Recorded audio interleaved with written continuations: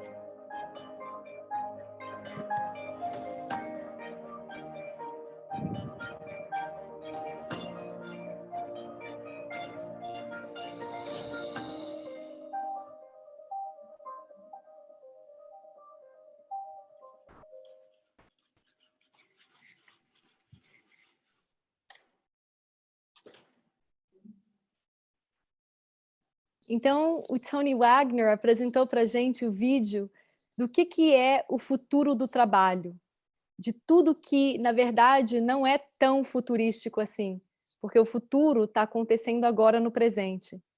O Tony teve um problema na conexão dele com a internet nos Estados Unidos e ele está tentando reconectar, pelo mesmo motivo que a gente teve que se atrasar um pouco no início da nossa live de hoje. Então, com isso, eu quero só contar um pouquinho sobre a nossa escola, a Escola Concept, que está aqui hoje, representando essas lives que a gente chamou de uma série chamada in.MIND, onde vamos ter vários talks ao longo do mês de maio. Teremos talks que serão focados em Mindfulness, em inovação, no New Normal e em disrupção.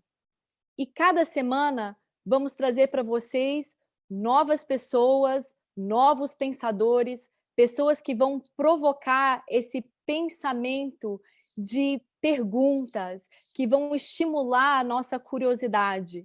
E pessoas que vão trazer informações novas desse novo momento que todos estamos vivendo. Toda semana, vamos também compartilhar com vocês uma série de artigos. E esses artigos vão estar conectados aos nossos pilares. Temos 4 pilares na Concept: empreendedorismo, sustentabilidade, colaboração e fluência digital. E os nossos speakers estarão todos conectados aos nossos pilares. Então, hoje, com Tony Wagner, a intenção é que ele possa falar para a gente um pouquinho sobre o nosso pilar de empreendedorismo, que ele possa nos inspirar um pouco mais sobre esse pilar e colocar em contexto o que esse pilar significa hoje, no momento em que estamos vivendo. E o que será desse futuro que estamos vivendo agora no presente, uma vez que essa transição acontecer de voltarmos aos nossos campos físicos das escolas, ao voltarmos às nossas vidas cotidianas. Então, a intenção do Tony hoje é falar justamente sobre isso. Na semana que vem, a gente vai dar as boas-vindas a Marion Kilonen, que trabalha como a head do Departamento de Educação da Finlândia, em Helsinki. E ela vai estar trazendo muitas ideias para a gente na área de sustentabilidade. Do que significa a sustentabilidade com relação à educação sustentável. E como que isso se conecta ao mundo que estamos vivendo e como que isso se conecta a essa educação que deveria estar acontecendo nas escolas. Então, a Marion, junto com a OECD, junto com outras organizações, tem feito várias pesquisas para falar sobre essa transformação da educação na área de educação sustentável. Então, a gente está estamos super animados para poder ter essas oportunidades ao longo das próximas semanas com esses speakers, a Marion sendo a nossa speaker da semana que vem. E com isso, o Tony voltou e a gente teve um tempinho para conversar um pouquinho sobre a nossa série In.MIND. So, Tony, we'll turn it back to you. We're happy that you could make it back. Well, again, my apologies for the internet problems.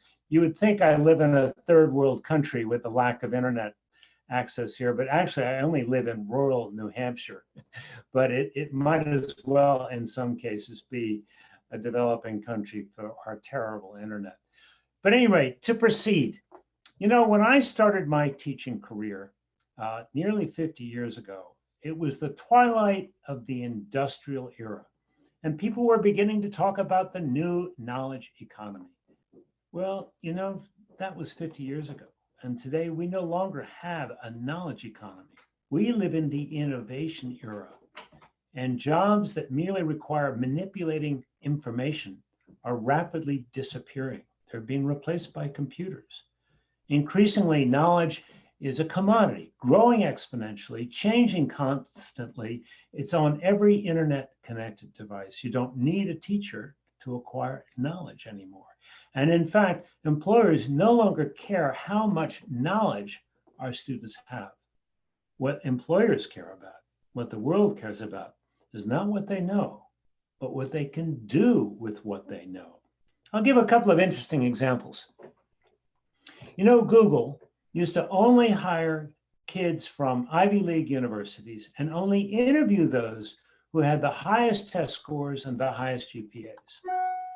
And then along came Laszlo Bock, and he's Senior VP of People Operations. He analyzes the data like a good Googler, and lo and behold, discovers that there was no correlation between those kinds of benchmarks they were using and success at Google or in the innovation era. In fact, he said, the skills you need to succeed in a competitive academic environment bear no relationship to the skills you need to succeed in the innovation era. Right now, today, Google doesn't ask where you went to college. In fact, they don't even care whether or not you went to college. 15% of Google's new hires no longer have a college degree. And they no longer ask for your test scores because they've discovered that those are terrible indices of the things that they care the most about. Well, I thought that was Google, and that's California, and we know about California. But then I went to Vietnam at the invitation of Deloitte. I spoke in Ho Chi Minh City to CEOs from the region. And before that, I had lunch with the CEO of Deloitte in the area. And we were talking, and she knew of my affiliation to Harvard. And she sort of looked at me with a smile, and she said, we used to hire the best students from the best universities, but it turns out they didn't work out so well. She said, now we look for good students, but then we put them through a summer-long boot camp to see how they solve problems collaboratively. We live in a very different world today, and a world that the COVID virus is only going to turn upside down even further. More and more jobs are going to be done by computers, by artificial intelligence. And so the kinds of credentials and skills that you needed to get and keep a good job 25 years ago are not the same. So what do young people need to know and be able to do in the innovation era? Now, first of all, I have to clarify a couple of things. What is innovation after all? Well, there's two common definitions of innovation. One is all about bringing new possibilities to life. Think Steve Jobs, think the iPhone, or Mark Zuckerberg, innovation I'm less fond of. But at any rate, it's bringing new possibilities to life that were non-existent. That's one kind of innovation. And I don't think you can educate kids to be a Steve Jobs or a Mark Zuckerberg. In fact, as you probably know, they were both college dropouts anyway. On the other hand, there's another kind of innovator, and that is someone who is a creative problem solver. And I don't mean just in high tech. We need desperately creative problem solvers everywhere in the world, in developing countries dealing with basic problems such as clean water, health, education, and so on. And in many, many other domains, nonprofit, for-profit, the skills of creative problem solving are the ones that are in the greatest demand. So the question now is, what a creative problem solver? Well, here's the good news. We are born curious, creative, imaginative. That's the human DNA. The average 5-year-old asks 100 questions a day. I know that because I have grandchildren now, and they pester me with a question. Every kindergartner thinks of himself or herself as an artist, but then something happens. We call it school, because the longer kids are in school, the fewer questions they ask, the more they become preoccupied with getting the right answers. So to try to begin to understand what we need to do differently, I interviewed a wide variety of young people in their 20s, all of whom were already recognized as very successful creative problem solvers. Equal number of young women and young men, some from privilege, some from poverty, and initially just in the United States, but I've since then interviewed young people all over the world. And of course, I want to ask everything about their lives, what made the difference. I interview all of their parents, if I can, to find out what the parents had done that had made the greatest difference. And I'll talk a little bit about some of those findings in a moment. But the topic that interests me most, of course, is their education. Well, when I ask them about their education, that's where my first unfortunate discovery occurs. You see, some of these young people had gone to leading universities, specifically Harvard, Stanford, MIT, Carnegie Mellon, and they all told me they had become successful creative problem solvers in spite of their schooling, not because of it. But I pressed, I said, surely you can tell me about some teacher who's made a difference in your life. And indeed, they all could. They all could name a teacher who'd made a difference in their lives. So I went and interviewed all of those teachers to see what they had done differently. And that led to my second troubling discovery. You see, all of those highly impactful teachers went to graduate school, whatever the grade range was, they taught differently than their peers, but remarkably similar to one another, as it turned out. Then I visited those schools that have a reputation for successful. I went to the MIT Media Lab. I went to the brand new Olin College of Engineering. I went to the D School at Stanford University. I went to a number of secondary schools, High Tech High, about which you'll find out more in a moment, New Tech High. I went to really leading elementary programs, Reggio Emilia and Montessori. And I saw a remarkable pattern of similarities across all of these schools and the kinds of teaching I saw there, as well as in how my outlier teachers were teaching. They were all teaching in ways that were very similar to one another, yet very different from what we see in most schools, indeed around the world. So I come to understand there's 5 essential contradictions between the traditional culture of schooling that is now nearly a century old and the culture of learning to be a creative problem solver, an innovator for the 21st century. Briefly, there are the following. Contradiction number 1. Traditional schooling is all about celebrating and rewarding individual achievement. That's fine. There's a place for that. But I've come to understand that innovation is a team sport.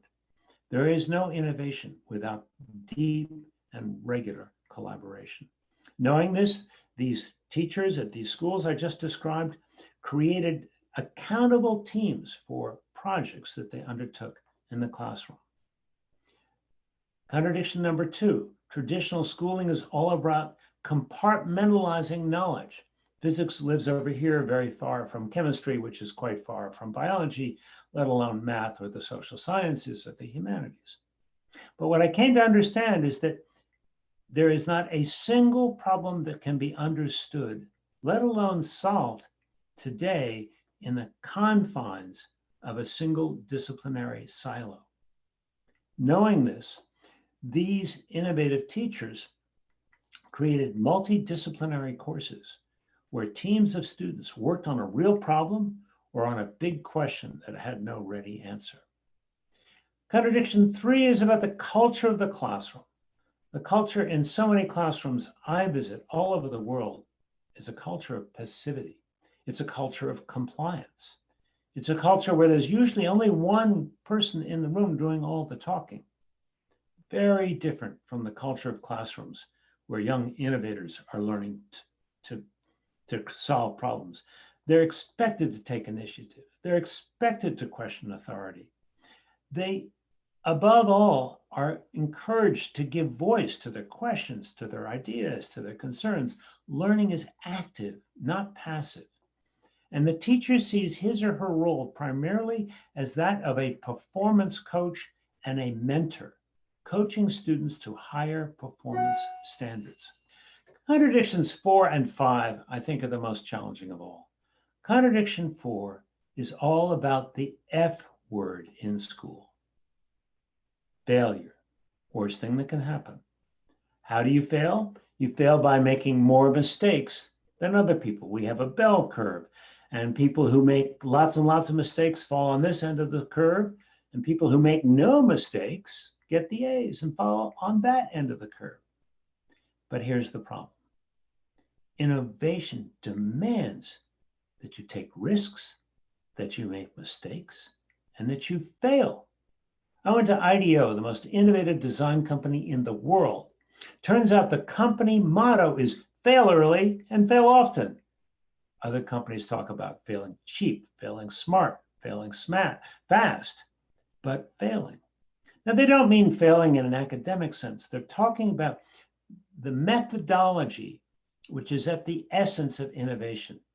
And that is iteration, learning through trial and error, going from 1.0 to 2.0 to 3.0, learning from mistakes as you go along.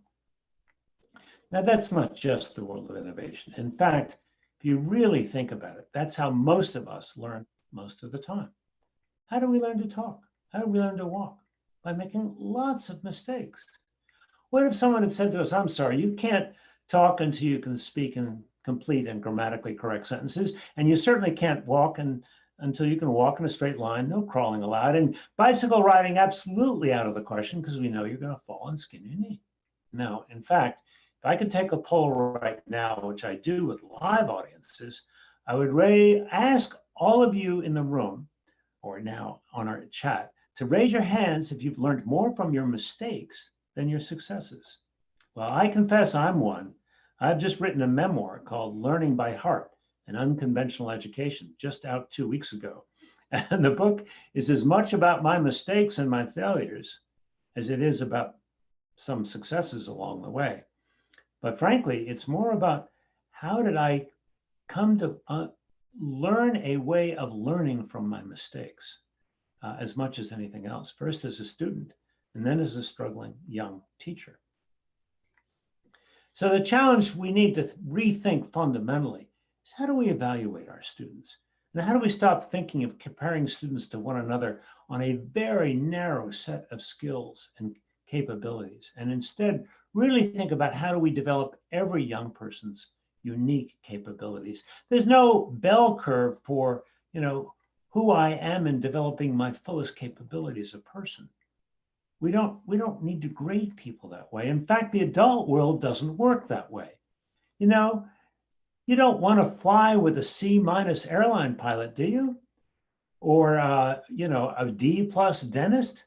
No, the adult world really only has 3 grades, A, B, or incomplete. A B is a performance standard expectation for most every job that you can think of, whether it's airline pilot or dentist or plumber, electrician. You got to meet a standard to get licensed, to keep a job. Occasionally, we reward real human excellence, but that's not common. So if you don't meet the standard, what happens? Well, you keep trying. You don't suddenly fail, drop out, give up, get an F, go home. The only F I recognize is the failure not to try, the failure not to show up at all. Otherwise, the only 3 grades I use as a teacher and can really defend are A, B, or incomplete. Now to the 5th contradiction, and it's all about motivation. We use carrots and sticks, rewards and punishments, fear as a motivating factor in our schools. And I think it does tremendous damage to kids. Kids are terrified of failure, afraid of making a single mistake. They become highly, highly risk averse, which of course makes them very poorly adapted to the world of innovation. By contrast, these schools I've been describing rely on and encourage much more intrinsic motivation. And the young innovators whom I profiled in my book, Creating Innovators, told me that they were far more likely to do their best work in school when it was an assignment worth doing, not some silly make work or some worksheet. It was a project they were engaged by or a deep question that really interested them. And at the same time, as they grew older, they were interested in having jobs where they could make a difference, where they could make a dent in the universe, as Steve Jobs put it once. So when I went further to try to understand what had those parents and teachers done differently to encourage intrinsic motivation, motivation that comes from within, I found 3 essential ingredients: play, passion, and purpose. Much more exploratory, imaginative play. To the extent possible, they were encouraged to get outside. Teachers created a space for what I'll call disciplined play and having young people pursue their own interests, something I'll come back to in a moment. But as these young people grew older, their parents were very insistent that they try new things, they be exposed to new possibilities, they explore new interests. And they encouraged them no matter what the young person's interests were. And so what happened was that over time, as young people became more and more clear about their interests and they grew those interests and developed them, those interests became passions. So they went from discovering interests through play to then deepening their interests into a passion. But in every case, those passions morphed, they evolved into a sense of purpose. And that's because both adults, teachers, and parents encouraged these young people to think about the fact that we are not here on this earth just to collect our paychecks, just to serve ourselves. We have some responsibility to give back and to make a difference. And that's what all of these young innovators whom I have interviewed all over the world have in common. They really want to make a difference. They're intrinsically motivated. They are naturally curious. They're willing and able to take initiative. They ask great questions, all things that employers value most highly now.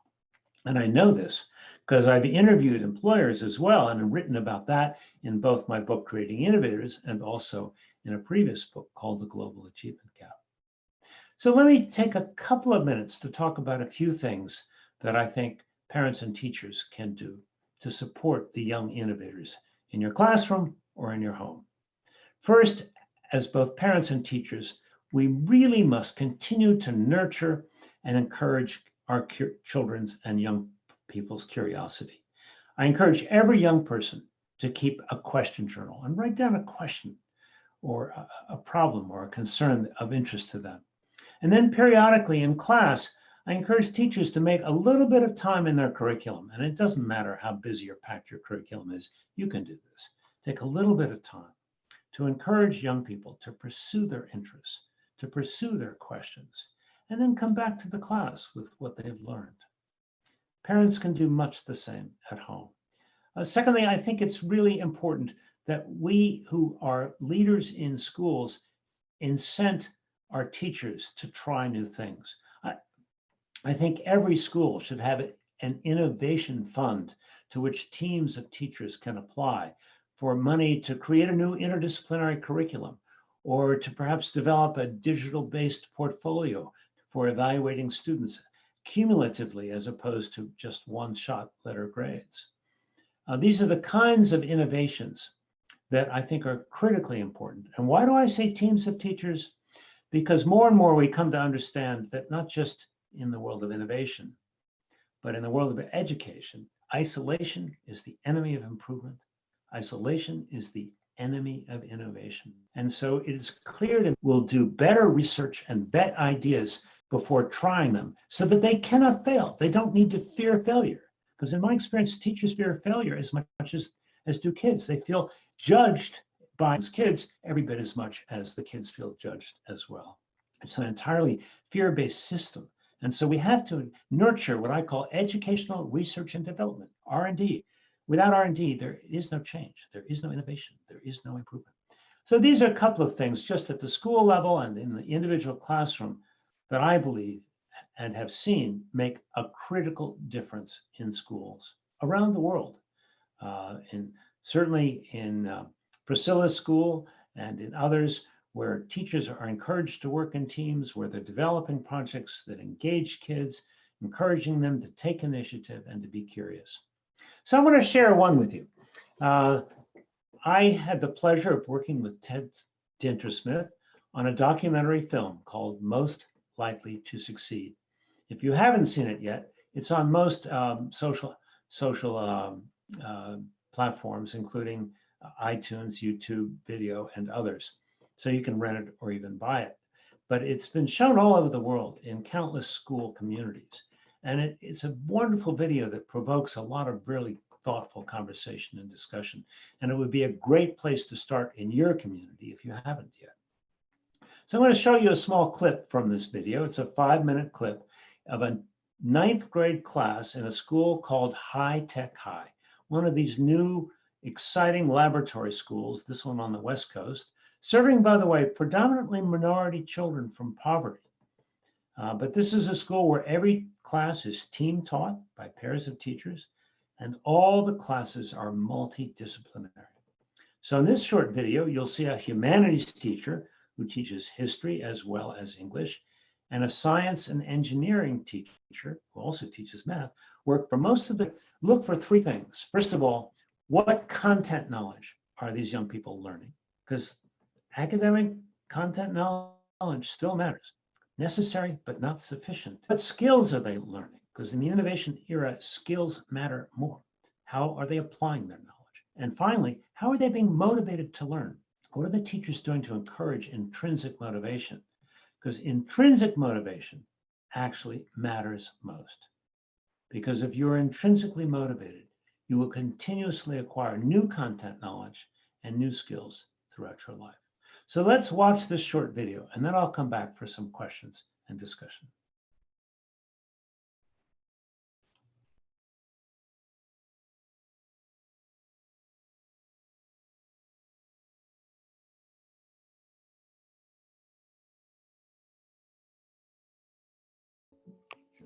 The philosophy of High Tech High is founded largely on the idea of kids making, doing, building, shaping, and inventing stuff. The engineers that I know, the architects I know, the artists I know, the great educators that I know, the entrepreneurs that I know, are all sort of perplexed and curious about how they can do it better the next time.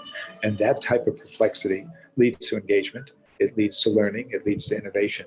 We are trying to have that type of perplexity and curiosity get inculcated in our students in everyday practice.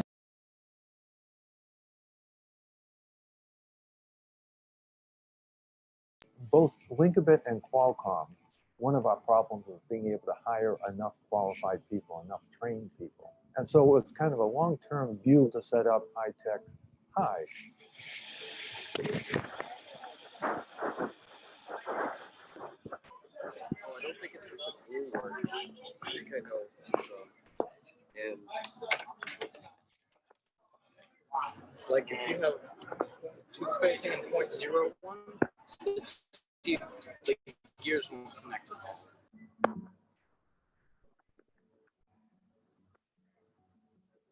We didn't know that it was all going to work until maybe 4 weeks before the exhibition, Yeah. 3 weeks.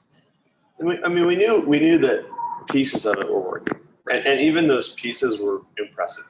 We had to learn about civilizations, the Mayans, the Romans, and the Greeks. And Scott and Mike didn't want to just teach us this.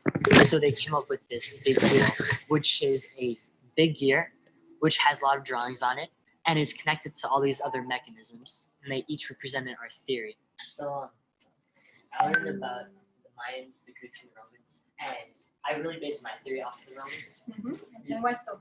Because it has to do with expanding. They were always expanding. And I realized that they were expanding not just for the fun of it, but they needed resources for all the people back home.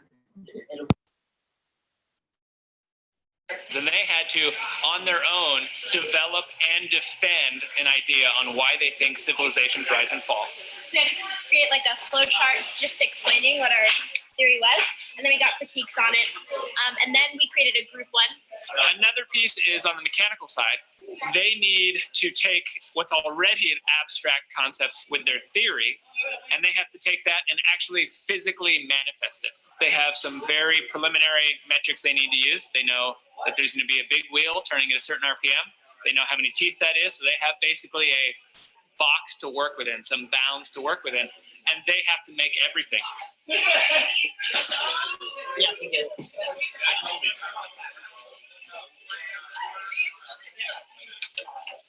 I put the wrong side in. Oh my god. So we have an exhibition that we're preparing for right now, and it'll be tomorrow night, and there will be thousands of people here looking at student work, students presenting their work, visitors looking at the work, students presenting their work to each other. And I think that idea of making work public, that's a missing piece to me in schools in general. For most of you, this is probably the biggest project that you've ever exhibited. A lot of you, it's the first project that you've ever really had a public exhibition of, right? Cool. We're going to be here. If you need to go, we understand, but we're going to keep working with you are. Great.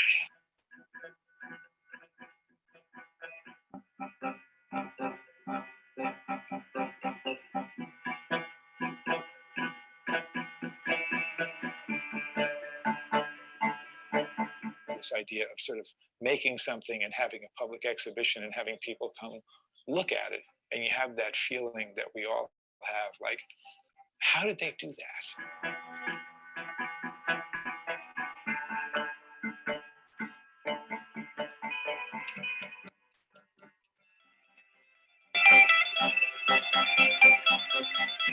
You really need to understand it, and you really need to understand why you need to know this to be able to complete the project. With astounded me was that while doing research, my theory, it actually fit with a lot of these civilizations. It wasn't just like some random theory. When kids have that feeling, it's transformative for them. I made this, and everyone's coming to look at it.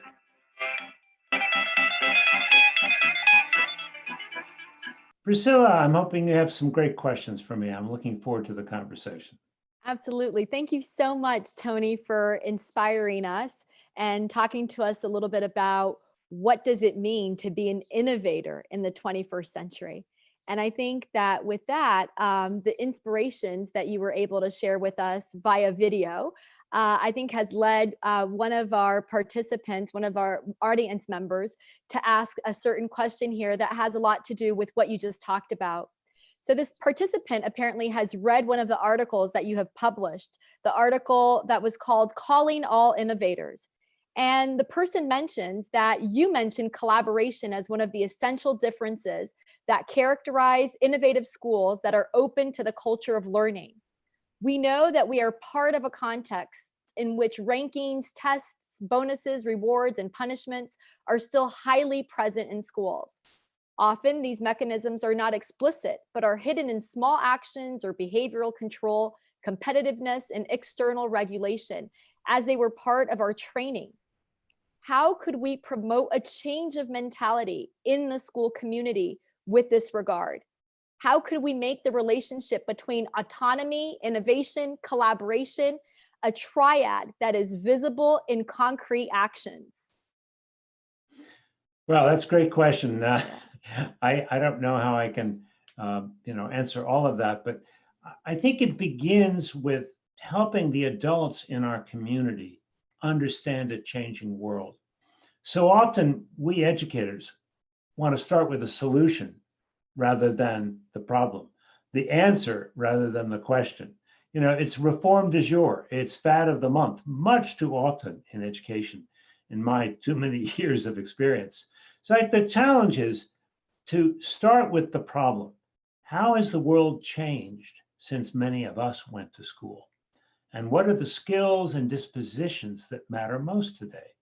And that's why we made that film, Most Likely to Succeed, from which you just saw a small clip, to really help communities have that conversation about the nature of the changing world. Because I think only once we really understand how important creative problem solving is and how important the skills of collaboration, of taking initiative, and all of these other things are in today's world, only then I think are we going to be willing to consider leaving some of the trappings of a century-old school system behind. You know, a lot of people are afraid of change in education. I understand that, but we need to understand there's two kinds of risks. There's the risk of changing, going to the unknown, but there's also the risk to our children of not changing, of being stuck in a form of schooling that is really becoming increasingly obsolete. But we can't just pronounce that to our teachers and parents. We have to help them discover that. We have to do interviews with employers and videotape them, do interviews and focus groups with recent graduates about how they were most and least well prepared. So there's a lot that we need to do as education leaders to better help our communities understand this changing world. Thank you, Tony. Thank you so much for sharing that. And you're absolutely right. We really need to show parents, right, the value of this new education model, right? And what does it mean to be educated for the 21st century, right? And not that it is an education that is happening in the future, but it's actually the future is happening now. And I think this pandemic came to show exactly that. And this connects very closely to our second question, which this person mentioned that one of the themes that you've explored deeply in a lot of your publications and in your reflections is multidisciplinary learning as a possibility beyond specialization. So since innovation requires knowing how to apply an interdisciplinary approach to solve a problem or create something new, would you say that schools that develop a project-based approach already represent this contemporary perspective, Or are there still aspects in the perspective that need to expand their potential? Well, again, I think project-based learning is a really key innovation, but it's not the only innovation-based learning. Where you take a problem, say water quality in your community, and you try to understand what is not, what is causing water quality to be less than it should be, or air quality, or whatever it happens to be. Or a problem that I know recently where in one school community, there was a serious traffic spot where it was unsafe for kids to cross the road. And so that was a problem-based learning. A class started studying the problem by looking at the traffic rates and trying to understand, well, who do we have to talk to get a crosswalk put in that would be safe?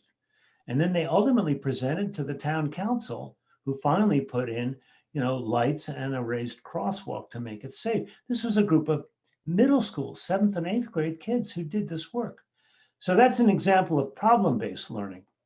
There are Socratic dialogues where you really talk about an essential question. The essential question might be, what are the most important steps we can take today to prevent a future coronavirus outbreak? That's a question that doesn't have a quick or ready answer, but you would have to use multiple disciplines to begin to understand that question and to answer it. So those are just some forms of interdisciplinary approaches that I've seen, and I've seen them used from elementary school to all the way to graduate school with tremendous success. Yeah, and I think that connects very closely to what you mentioned with regard to play, passion, and purpose, right? Always connecting that. And the traffic problem, I think, is a perfect example of how they were passionate about the issue that affected their community. It was something that they were able to do collaboratively, and they found purpose in getting engaged with that problem. So when you connect that, it makes things a lot easier. It makes it fun, right? To have those explorations, and it doesn't really look like school, right? Exactly. It looks like just exploration. In a sense, it comes full purpose. Full circle, because purpose is, in its finest expression, is disciplined play. What were these kids doing? They were playing, but in a serious way. And the work of artists and scientists is the work of disciplined play. Passion that has morphed into a sense of purpose that becomes adult play. Yeah, just to connect to what you just mentioned, Tony, I had the opportunity to teach a vacation course for middle school learners that was called University Portfolio. So building your university portfolio, and starting at the middle school level, starting to think about that. And we got to the point where they were looking at service learning projects. And when we were looking at those projects in the beginning, they're like, well, what do I have to do? Like, what kinds of projects do I have to do?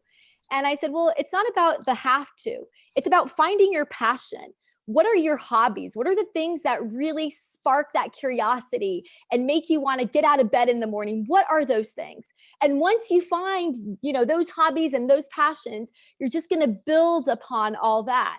And that will become your service learning project, because you're going to think how to connect that to providing for others, to giving back to society. So I think that, goes hand in hand with a lot of the things that you've shared today. And it gives us all kind of nurtures that food for thought. One of the questions that came from Leo Minor is, what are your thoughts on bringing the startups mindset to the schools, both inside and outside the classroom?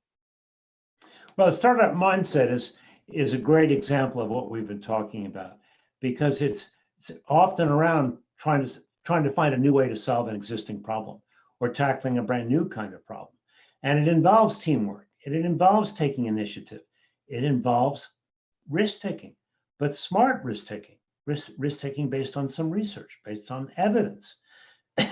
So to me, all of those are skills and dispositions that I think belong both in and out of the classroom. And I think we need to break down the classroom walls and have more kids have the opportunities for both service learning and work-based internships, where they see these skills and dispositions in action. And I want to make one other thing clear. We've been talking a lot about the future of work, and that's where I started. But something we all need to understand. The skills you need for work in the 21st century are exactly the same skills you need for active and informed citizenship. And they're the same skills you need for lifelong learning. And I would add, they're the same skills you need for creative leisure. So often we're raising kids to be passive consumers in and out of the classroom. And our planet can no longer afford infinite consumption. And so I think the more we can help young people understand ways in which they can be creative. And interestingly, the coronavirus pandemic is causing a lot of that for both adults and kids. Many of them no longer are, they're fed up with consuming screen time 18 hours a day. They're finding hobbies. They're rediscovering passions and interests that they've long forgotten or put away. So we need a lot more of that in our schools and in our homes. Right, and connecting to the home, I think that a lot of families have been able to spend a ton of time with their children over the past month or so. And this has really influenced, right, the family dynamic and what are the roles of parents within this new form of educating their children. And with that, there was one of our audience members wrote, Tony, you said that there is a stark contrast to the 7 survival skills of the future and the focus of education today. Instead of teaching students to answer questions, we should teach them to ask questions. Instead of preparing them for college, we should prepare them for life. So how might we engage families so that this thought could also be a part of their children's education, but starting from home? Right. Well, I think it begins at home, of course. It begins with conversations over the dinner table. You know, too often we say to kids, so how'd you do in school today? As opposed to, you know, did you have any new thoughts, any new questions come to mind today? And really have a more engaging kind of conversation, as one that's less about their performance and more about, did they have a new thought? Did they have a new question, a new idea? So that to me is critically important, the kind of conversations we have with young people. Next, it's taking their questions seriously. You know, it used to be thought by child psychologists, even as recently as 20 years ago, that young people asked a lot of questions. I'm talking about 5, 6, 7-year-olds to get attention. But now the latest research shows that's not true. They're trying to make meaning. They're trying to understand the world. And that doesn't stop when you're 5, 6, or 7. You know, 15, 16, 17-year-olds are doing the same thing. Sometimes our 27-year-olds are still doing the same thing. And we need to take their questions, their concerns, and their interests seriously. Now, to the college issue, I think it's really important that we understand that while college may work for many, it's less and less of a sure bet for many. It's expensive. It's sometimes very difficult for kids to travel long distances, to be away from home, or to be able to have to go to school and not have to earn a living. So these things can be very challenging, and we have to understand that we need our young people to leave secondary school not just college ready, so they should be that, but also, more importantly, innovation ready, so that they can do a new startup, they can take initiative, they can explore a work-based internship, or take a gap year and do a service learning project for a year. So the skills of initiative and responsible risk-taking, I want to underscore the responsible part, and willingness to try new things and keep questioning, I think are lifelong traits that start when children are very, very young and need to be continuously nurtured and encouraged throughout the lives of our young people. Right, right. You're absolutely right. And I think someone here has done some additional research on your background, and they mentioned that as an English language, as a former English language teacher, and I think this person is also an English language and literature teacher, I'd like to know where you position literacy in your thinking and reflections about innovation and contemporary education. So what's the role of literacy in all of this? Great question. I actually explore that a lot in my newest book, my memoir that I mentioned earlier, Learning by Heart, which is available now, where I really talk about all of the ways in which school failed me, and I also failed school.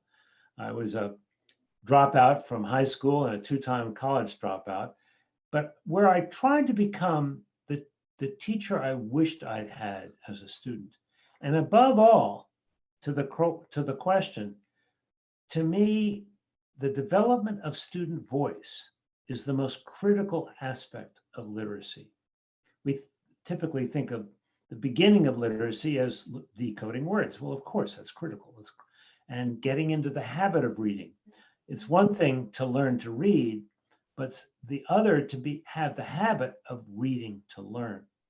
So I think that's critically important, but as important and increasingly when young people become adolescents, I would argue is co-equally important, is giving young people an opportunity to develop the skills of oral and written communication by providing them with topics of interest to them, by enabling them to write editorials about things of concern to them, write short stories, write poems, develop their voice in many, many different ways. And I chronicle how I tried to do that for 10 years as a secondary English teacher in my memoir.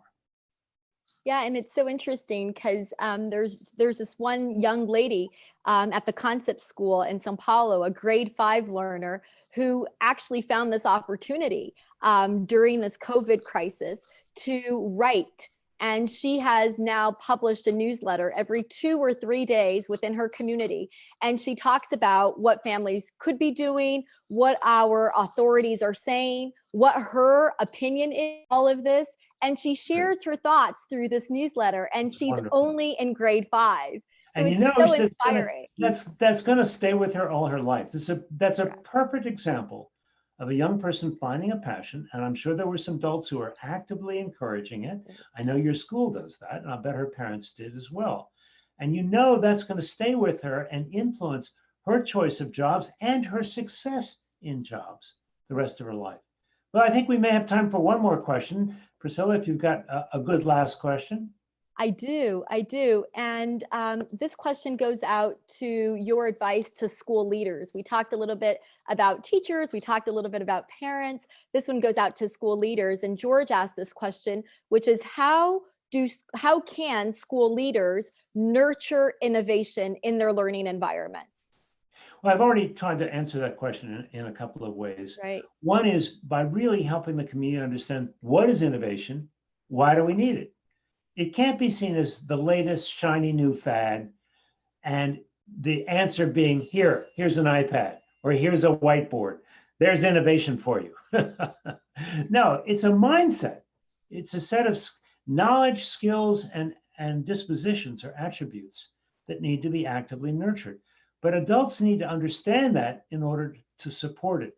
Then I think leaders need to actively encourage teachers, teams of teachers to take responsible risks. I mentioned the idea of creating an innovation fund that teams of teachers can apply for to develop an interdisciplinary course or new forms of assessment, like the back to school night you saw in that video at High Tech High. There are lots of ways in which we can encourage innovation, but it really does begin with understanding the need, understanding the problem. My favorite quote from Einstein is, "The formulation of the problem is often more essential than the solution." And I think that the biggest mistake many of us as education leaders make, and I made them too, by the way, as a school principal, and I write about that failure in my memoir, but the biggest mistake we can make is to provide the answer without enabling anyone to ask the question.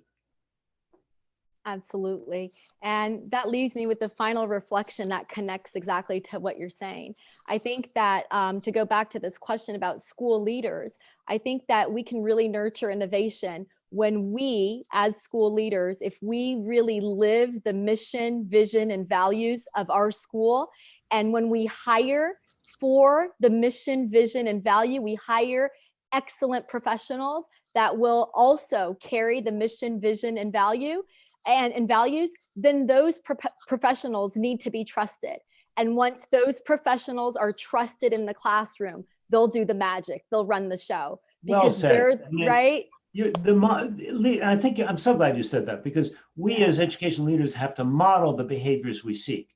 We have to model transparency. We have to model collaboration. Right. And we have to model responsible risk-taking and actively seek feedback for continuous improvement. All things we want our teachers to do, but sometimes we're a little reluctant to initiate ourselves. So I'm so glad you said that, Priscilla. And while I have a moment, I want to thank you so much, you and your colleagues, for creating this opportunity for us. It's been really wonderful having a chance to connect with some folks from around the world on this great conversation. Well, thank you so much, Tony. And today at our schools, we had Spirit Week, and today was Dress Up as your COVID hero. And I think that since we're here talking about education in the US, it's Teacher Appreciation Week. So I think our COVID heroes are really our educators, our teachers in our learning environments. There's so many other COVID heroes to celebrate, but I think that today we really want to celebrate all the educators out there who have done a phenomenal job in really engaging students in a virtual learning environment, which we know is not easy. So a shout out and a big kudos to all the educators that are out there listening to us and enjoying this conversation and being part of this moment. And I hope to see all of you again next week. We have another In Mind conversation with Marion Killanen on sustainability and the focus of education and sustainable practices. So with that, Tony, thank you so much. Such an honor. And thank you everyone else who supported us throughout this, this program. Thank you. My great pleasure. Goodbye, all. Hope to see you again. Goodbye.